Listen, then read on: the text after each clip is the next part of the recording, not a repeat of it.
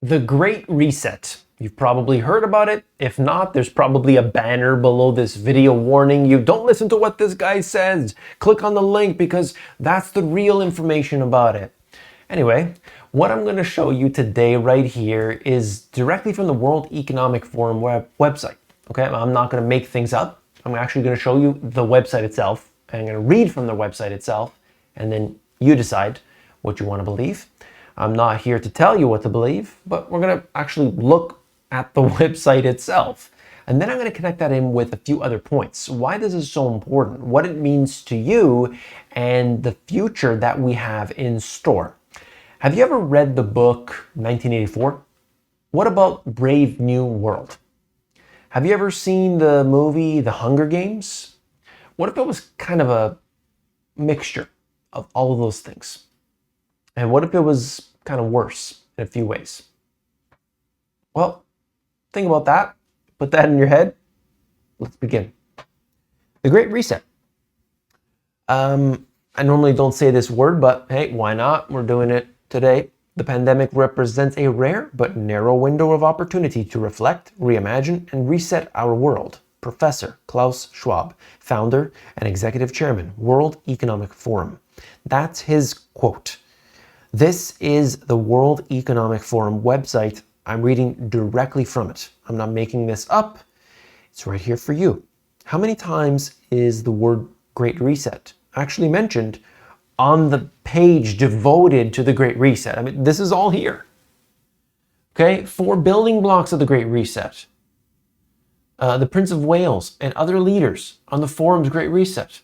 Now is the time for a Great Reset. Sustainable development. Do you remember, if you haven't seen it before, Agenda 21? There's a book by Rosa Quarry, I think her name is. I read that one years ago. Agenda 21 now being Agenda 2030. Type in the name of your city and type in Agenda 2030. You will find it. You will find a document that's related to your city that has the fingerprints from this written all over it. Now, the people in your city wrote that document. Just like I'll search mine, it'll be the people in my city that wrote that document and everybody else listening. However, the message is almost a stamp of these people right here. It's a carbon copy. How's that possible? If the people in my area are writing, the people in your area are writing, and everybody in their own individual cities, municipalities, their provinces, their states, they're all doing their own thing, aren't they? Well, not if the information that they're receiving comes from other groups. And those groups happen to be unified by institutions like this. Okay, let's look at it a little more. You can see it for yourself, how we can survive the great lockdowns, according to the IMF chief. We want to become a fairer city in New York. How the world can reset itself after this situation of 2020. Okay, and it goes on. You could read these articles. They love this stuff. But what does it mean exactly? Well, it's kind of a catch-all. It doesn't have, a specific, like, this is it, step 1, 2, 3, 4. There are a few things, though, and this is part of it. Alibaba Group President J. Michael Evans boasts at the World Economic Forum about the development of an individual carbon footprint tracker to monitor what you buy, what you eat, and where and how you travel. I didn't make this up. Watch the clip. See it for yourself. You can tell me. All right? I'm not here to tell you about it. I just find the information and I bring it to you. That's, you could say that this is reasonable because for one reason or another. However, understand where the information comes from. It's not your city or your country that's implementing this and deciding it and designing it. It's coming from groups like the World Economic Forum. Of course, there's higher level, but Let's just keep it there. What about the next one? World Economic Forum website, by the way. This credit card has a carbon emission spending limit. Spending limit. Huh. Isn't that weird? Isn't that weird that you would have a spending limit? Well, this particular company launched a new credit card that monitors the carbon footprint of its customers and cuts off their spending when they hit their carbon max. I don't know necessarily if this will all be implemented and how this is going to be done, but it's here. It's here now. Then we have this. This is called the Bolsa Familia program. And, this is from Brazil. And I believe that, this is kind of like a social assistance welfare type program. I could be wrong, but that's the way that it is presented. This is a translated article. And essentially, there are certain mandates, health mandates, and other mandates, that the only way to get what they are handing out is that you accept these health mandates. And so this leads me to what I've talked about a lot, and that is related to the universal basic income. I believe it will be connected in with the CBDC, central bank digital currency. And for a lot of people, they don't realize this, but this is coming. And it's going to be a fact that you don't want to ignore. It's really important, okay?